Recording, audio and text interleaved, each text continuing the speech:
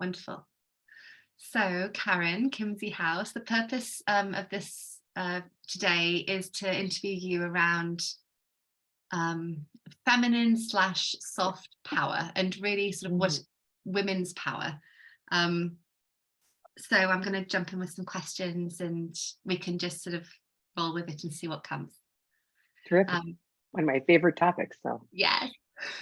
Why is it actually? That's a great place to start. Why is it one of your favorite topics? because I think that feminine power, which I don't believe is just owned by women, I think that power belongs to us all, is especially important in the world right now. It's, I think the time has come for that kind of inclusive, round, um, sometimes mysterious, deep, inviting power to come to the fore and to step into its rightful place in the leadership roles in the world. Mm, beautiful. What's been, what would you, how would you describe feminine power in your own, and how do you describe it and how, when do you feel connected to your feminine power? Mhm. Well, I would call it maybe the sacred feminine or feminine power, either way. Mm, Um, I think that that sacred masculine is, again, lives in all of us, is direct and very pointy and moves things forward in a tremendous way. I think it's the feminine that really holds the time for meaning and resonance and deeper exploration for the question, for wondering. So that's one aspect of it. And the other aspect of it, I think, emerges from the heart and the capacity to hold a variety of different people in a variety of different ways, um, in deep relationship, and to know that things belong to one another without having the evidence for the structure there. So there's a little bit of mystery to it that I think is, especially as we come out of the pandemic, one of the things I really think we learned in the pandemic is that we're connected. I mean, I sort of always knew this, but it was pretty obvious, that like what happens on the other side of the world matters to this side of the world. Like we're absolutely individual, separate countries and all of that, and we're also one thing. And so I think that this inclusive, uh, patient, sacred feminine power is important right now so that we can take the time to linger a little bit and to reflect on the importance of our relationships with each other. I've always believed that who we are together while we're doing whatever we're doing is as important as what we do, right? And I think that that feminine brings that in. Who are mm, we? How do we connect? How do we belong one to the other? mm. That's so beautiful. It feels like, because we're in this time at the moment where there's so much change, and especially with COVID, and it is a place where we can almost rewrite or just have a different approach. Um, Yeah. We can almost, like, you remember in the leadership program, we talked about begin again. We can almost begin again, not yeah, completely, but a little bit we can. yes, And I really understand that these are difficult and unstable times. I don't mean to be cavalier mm, about the challenges that so many of us face. I just believe that doing what we were doing before is not necessarily going to result in anything new. And we need to find new ways, different ways of working and relating to one another. mm, The other thing I think the pandemic brought, I know it brought to me, and I see it in other people, is that we remembered how much we longed for each other, how precious it was to be able to be together in person, how mm. lonely we were when we could only connect through a Zoom screen, do you know? And I'd love to see us bring that value forward. And I think that the feminine holds that so beautifully and so softly. And so, what's your take on soft power, feminine power? Do you feel like they're the same thing, or is soft a part of feminine power? Is feminine power a part of soft? power? Well, I don't think of feminine power as being soft.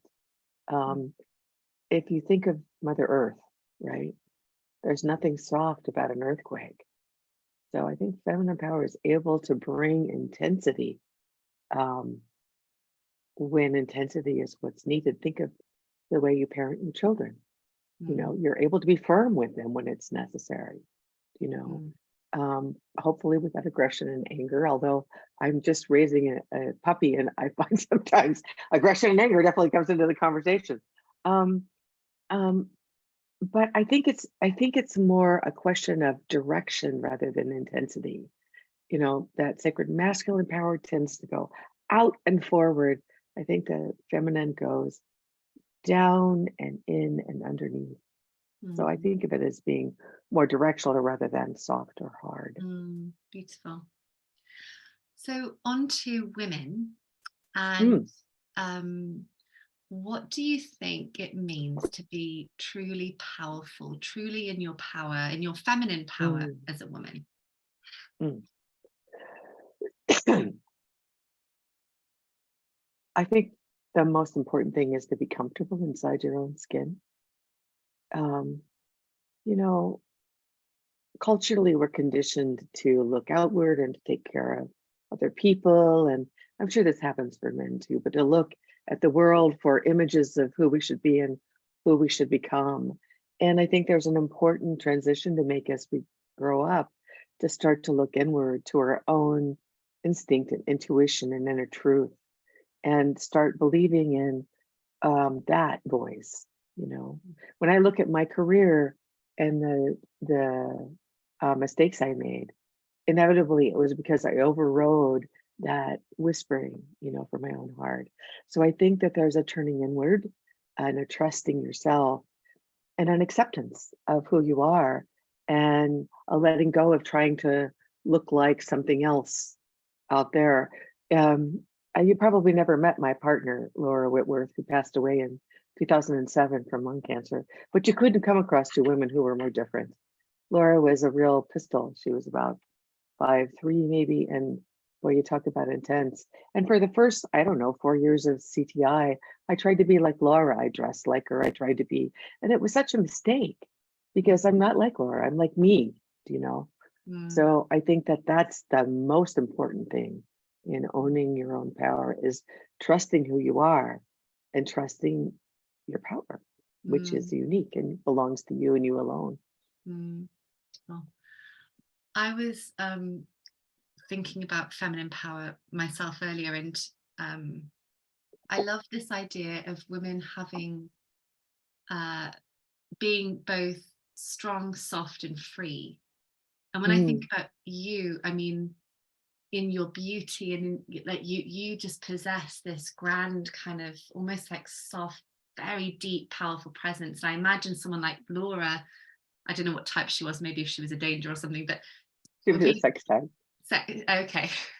Yeah. Be a bit more like outwardly appearing like Hmm. strong and like, but I love that we get to sort of hold all of them, like you can be in your softness and know and lean into other parts, you know Sure. of Just think of yourself. and it's all a question of timing. Think of the power of deep listening, you know, which is talked about a lot, but it's so rarely done really well, where someone really deeply listens and then responds from a place of understanding rather than grabbing hold of the first action and running with it because we're so desperate to get something done. I Mm, think of that as really resting in the territory of that soft feminine power, that receptivity, that mm, willingness, that not needing to win or overcome or overwhelm, but trusting that where we go together can be collaborative and mutually beneficial, and we don't have to have the answers. We can yeah. figure it out together. Ah, I just had this wave of relief all over my body when you just spoke those words then. That just felt so important, what you just said. Just that Thank you. receptivity and collaboration and not needing to know. And I know that's what we've spoke about in our work together as well. That's been so helpful because yeah, so often the conditioning is, well, you just got to like do something now, Right. Well, like, and we're raised, I mean, think about education. We're raised to have the answer. yeah, We're trained to it. And it's so important that we don't. We're not going to go anyplace new unless yeah, we let go of needing to know and step into the mystery, yes, and actually not just tolerate it, but embrace it, yes, invite it in. yes, beautiful. So next question, what Mm, holds women back? mm. Pretty big question, broad question, but mm, Well, there's a couple of things. First of all, I think there is still true systemic misogyny in our world. I think that uh, yeah, God, gosh knows it's a lot better than it was, and we're improving all the time. But I still think that there is a distance for women to travel until the power that they carry is held equally. I came of age during the birth of the women's movement, and we were pissed off, and we were going to do it better than a man. You'd never know that a man wouldn't be doing it, and that's understandable, but that subjugated the power that we carry, truly. And I read a book by someone, I can't remember who, uh, someone political, that was really talking about the time is now for us to embrace that style of leadership and understand that it's equally as important and as valuable as the aggressive, get things done kind of energy, you know. mm, And so I think that's the first thing that holds women back, is that there's a systemic, you know, oppression. Then I think the second thing that holds women back is what they do with it. Because I don't know about you, but I started to believe it, like we believe it. And so we internalize it, and we yeah, don't look beyond the messages that we're getting, you know. And then as a result of that, I think the thing that I hear from women all the time in my work in leadership, in my work with Women's Impact Alliance, where I'm on the board, they want to work on self-confidence. They don't have self-confidence. And I think they don't have confidence because they were taught not to believe in themselves, right? mm, So it goes back to that piece I said earlier about being comfortable inside your own skin and mm, to own yourself fully. And mm, it's not a short distance. It's a mm, journey and hard work, but well worth it, because once we can rest in believing in ourselves, then the whole question of are we good enough, or are we measuring ourselves by somebody else's yardstick, starts to dissipate, and we can really follow our own, our own North Star. Was there a moment in your own journey into your feminine power? What was the moment for you where you started to release some of the believing it and come into your own truth and your own Mm. power? Yeah, there were a couple. Two come to mind. One was I had started working with people in the leadership program, and I had been a personal growth junkie. I had been spent years, most of my early 30s, late 30s, even trying to fix myself. Like I could, I knew I was broken and I needed to fix myself. And then we started CTI with the concept that people are naturally creative, resourceful, and whole. And I started doing this leadership work, and I still wanted to improve myself, but I did that because I wanted to be of more use to the world rather than I wanted to, heal some hole in my heart. So that was a key turning point. And then another key turning point was I did some work in a Mayan tradition called the Beauty Way, and we had a retreat where we worked on one key limiting belief. And my limiting belief was that I didn't matter. I had huge amount of evidence for it. I grew up in a military family. Nobody asked me what I thought. I was a woman. I mean, it could go on and on and on. And through the course of that really important deep work, I was able to release that limiting belief and step into my mattering, not because I'm important, not because I'm the big cheese at CTI, but just because I am. And I think those two moments there was lots of little moments too, but those two moments are the ones that I think were the biggest turning towards Wow. myself. Yeah. really, I know Henry was talking about sort of taking out the tap root of that limiting belief and really Mhm. sort of, you know, Yeah, just um, yeah, actually pulling it out. I didn't think that was possible.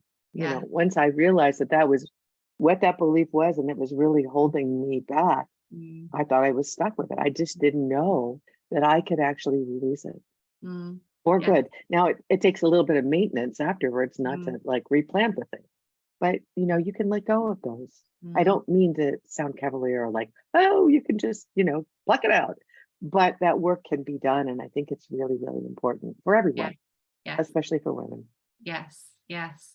I know, because I did that process with Henry too, and it was incredibly Yeah. powerful, the Kachina, um, Mm-hmm. and I remember in CTI, one of the things in leadership, one of the things that we did when you first came on was to bury a limiting belief that was not going to serve you throughout the period, Yeah. um, through leadership, and that in itself was so powerful. It was like one of the most powerful things that happened on when I buried that theme. I was like, I'm not even going to entertain it whilst I'm here on leadership, and it was Right. quite remarkable, like you know how effective it is. I know the beauty way that was a very deep process you went on, but yeah, sounds very But cool. if we can, like, I don't know that that's accessible to just everybody in the world. Yeah, If we're able, yeah, then we must.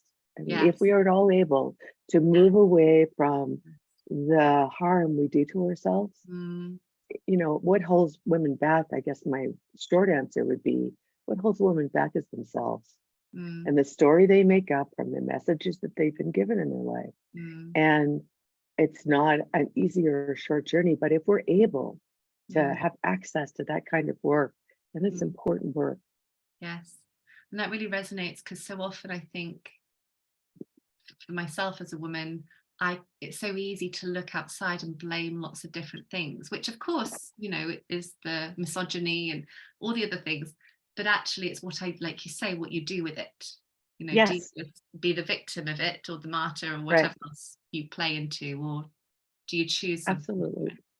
Yeah. I mean, we have no real control over the circumstances of our life. Many of us are working to change those systems, in whatever way we can, and that's a good thing. But really, you can't just wave a wand and make that difference. Or illness or any of the other challenges we face. We can't change those circumstances, but the story that we write about it is up to us. It belongs Yes. to us. Yes. What would you like the new stories for women to be? Oh, oh gosh, what a wonderful question.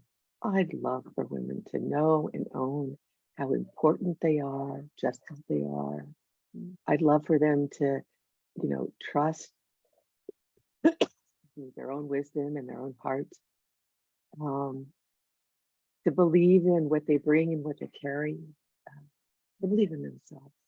mm, If I had a magic wand and I could wave it over the women of the world, that would be the change that I would want to make. That mm, women would believe in themselves more than the stories they were told or the circumstances that they're mm, facing. mm. Women are amazing. I mean, just think about childbirth. I've never, had a child, but uh, our ability to withstand the intensity of that pain. We are, big people. And so it's time, I think, for women to really start owning that and believing it. Yes. I Yes. think the world will be so much better for it. That's the other thing I'd want women to know is how important they are and how necessary. Mm, Not a afterthought at all. mm. And if women were to stand in those new stories, what do you see as possible for the world? Mm, well, that's my vision, isn't it?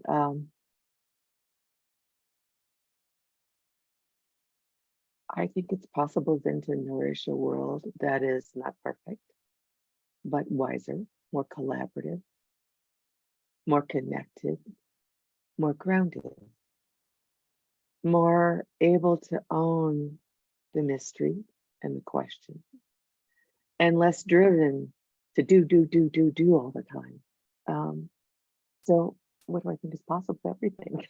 Mm, I think women are we're the ones that the world has been waiting for. Mm. And Oh, as we, rise into our power, us and, other marginalized populations, people mm. of color, Yeah. BIPOC, as we, really begin to rise and own our power, I think that there's a different way that human beings can be together. Mm. Mm. And what do you think the impact would be on men? What's the gift for men as Mm, women come into this feminine power? yeah, yeah. I think it starts with being scary. I think it can be scary for men. And I think it's important for women to be compassionate rather than blaming and be patient.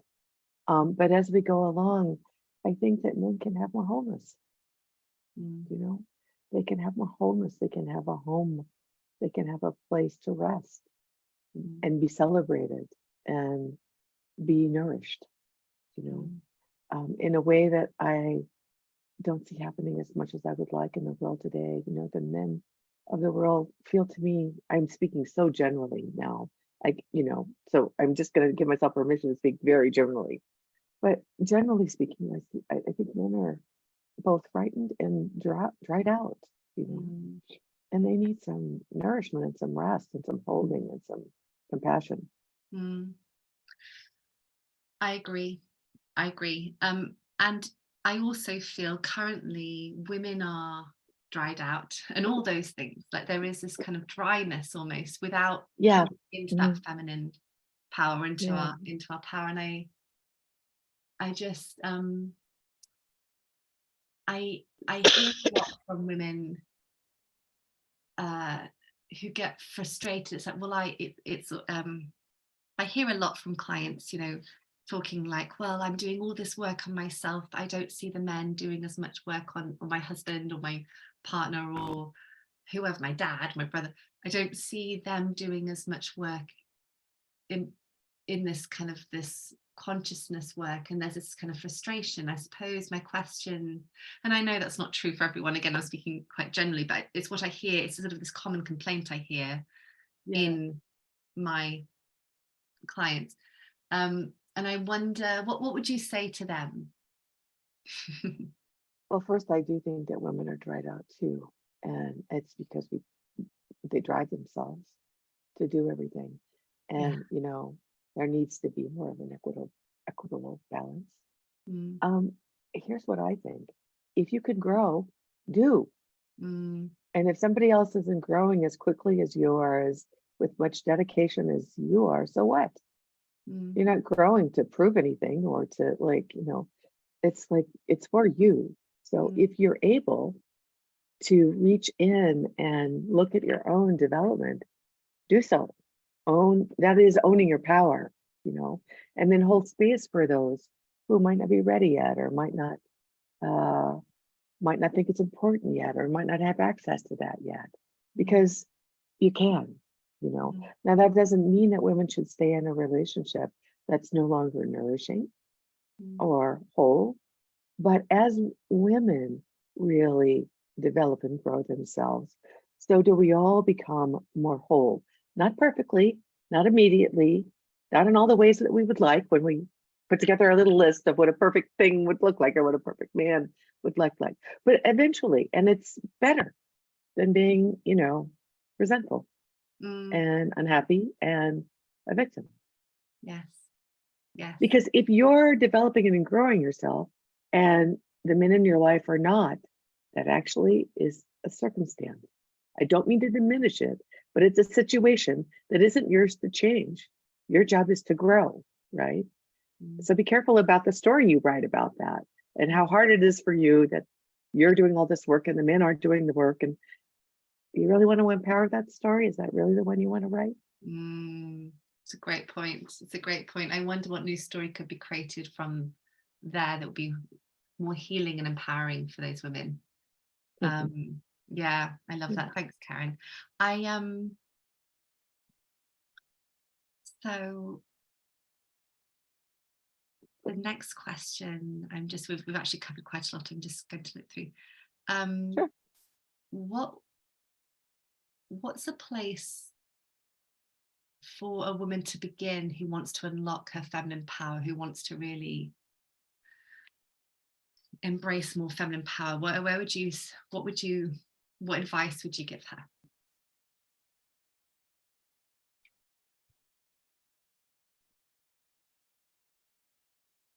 Gosh, there's so many different ways to do that. There's so many different, for some people, it'll be about moving their body and, finding it through the kinesthetic. For some, it will be about reading and study, you know. For others, it'll be about conversation and being in a group of women where you can have conversation and talk. So there's so many different ways to do it. I think that it starts with the decision to commit to yourself. I think that's the first most important step. Start with the decision to commit to yourself, and then look out into your world and look at what sparks to you, and trust that and follow it. There's no right way to do it. The way that is attractive to you, the way that pulls you forward, is the one that's right for you. And then stay with that as long as it's nourishing you and you're finding value. And if should you not find value there anymore, then we'll do something else. It's not a linear path, this development, self-growth path, but it starts with the decision to do it differently. Like I said about, I was going to stop trying to fix myself and start owning my own power and start trying to grow myself. That's a really important distinction, because I was just running around doing every personal growth workshop in the world, trying to fill myself up. And it wasn't that I wasn't learning things and I wasn't growing, but it wasn't really changing me. I wasn't really transforming myself. The transformative step was turning towards myself. And that's an internal decision. And then whatever I did was going to nourish me in a whole different way. Beautiful. And actually, when you were talking as well, you spoke about being with other women. Do you feel like the journey of feminine power is being with other women and community and like women? I found it really helpful. Yeah.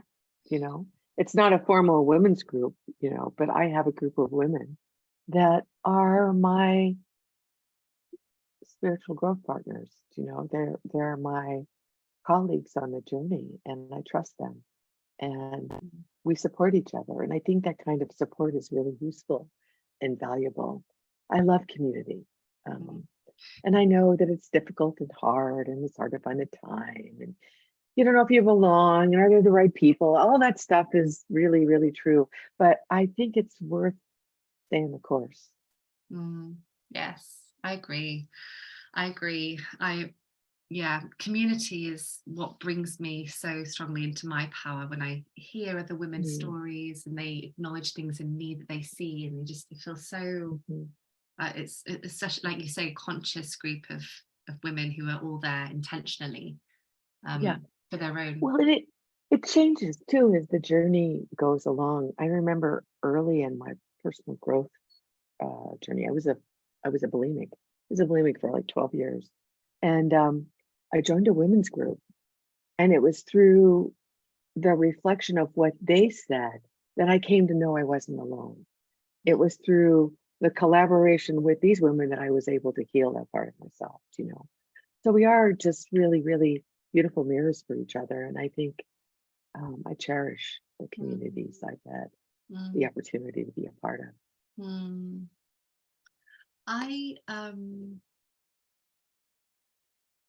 Thank you for sharing that. And thank you for sharing about your bulimia too. I didn't know that. And no, it's because I too had an eating disorder for a long time, and in recovery for an eating disorder. And I remember my coach at the time when I just got into CTI saying, "What's the gift of your eating disorder?" And actually at the time I realized the gift was Electric Woman, and it's this desire to actually use the struggle to create something wonderful from it. I love that frame. That's so good. Yeah.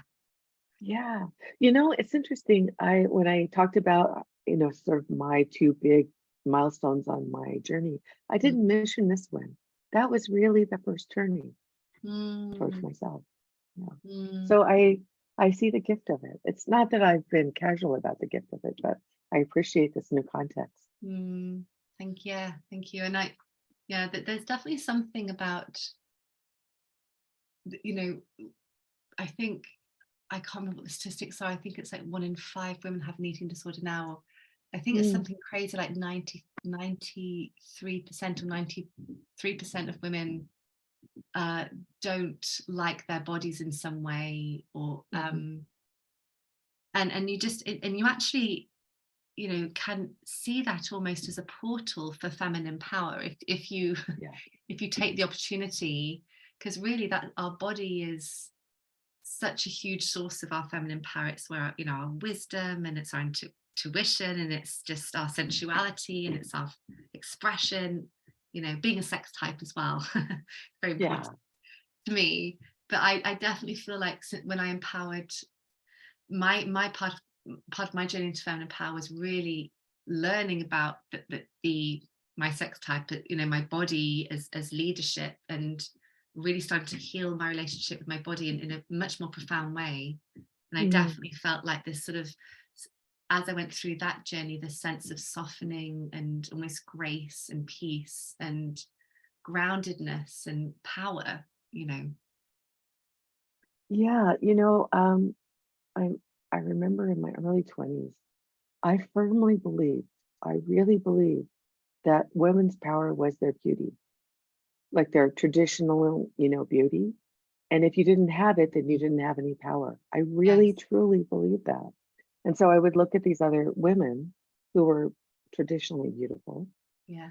and think, well, my shoulders are too wide and my chest is too broad and my hips are too big, and strive to meet that ideal so I could have more power. And it's really something to realize, oh, wait a minute, that's not it. You know, Mm, that's a certain kind of power, but mm, actually my ownership of my own temple here, my mm, relationship with my physical self and my ownership of it is also a great source of power. mm.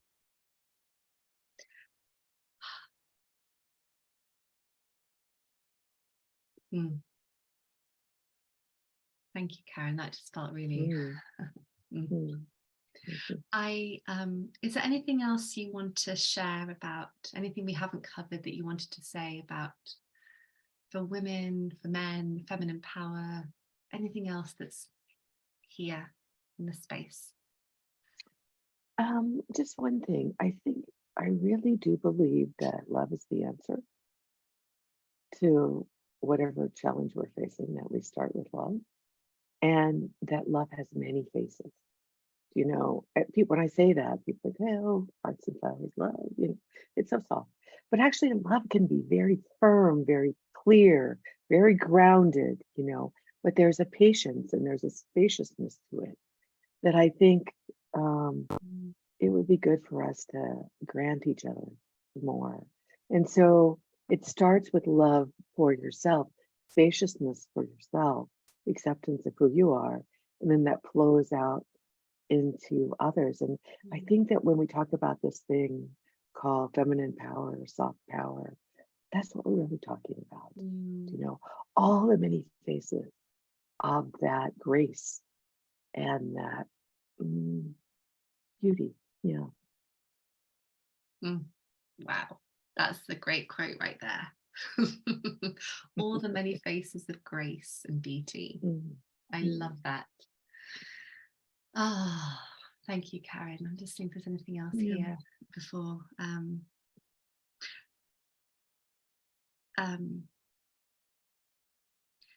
okay, well, very last couple of questions.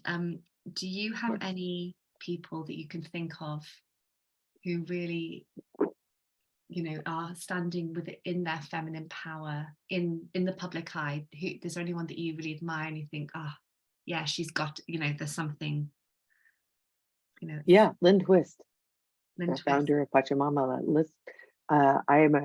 I'm a big admirer of Lynn. I think she has that grace and that feminine power. Um, Another, more famous woman, I think Katharine Hepburn was amazing. Mm, She was so powerful. and so beautiful. I think Reese Witherspoon is a powerhouse. I mean, what she's done with Hello Sunshine, the way that she's engaged with the YouTube movement, I think has been really, really powerful. So these are just some of my, I don't mean to eliminate other people who are also power, but I think and then the last one would be Michelle Obama. I have deep, abiding respect for Michelle Obama. She is fully inside her skin, and what a powerhouse. Thank you. And I would say you, Oh. Karen. That's why I'm here with you, because Oh, thank you. Really, you are that embodiment of love, and you and Henry just standing in your power and creating something that is utterly life-changing for, I don't even know how many people in the world now, hundreds of thousands of, who knows, millions. But really, I think you just, to me, you stand in grace, and love and warmth, and you just hold, it feels like you're just holding your arms out and just allowing people to rise up, and you're just like just supporting them to rise, just reminding them that they can do it. It's just so beautiful. Thank you, Nikki. So you're the mother of many, I always say. Many. Thank you. Including me. It's been the biggest joy of my life. I feel so blessed to have done this work for so many years. It's been a huge gift to me. Yeah. Thank you, Karen. Really appreciate that. Thank you, sweetie. Yeah. And thank you for the beautiful work you do with Electric Women. I'm so proud of you. Just going to stop the recording. There we go. Thank you, Karen.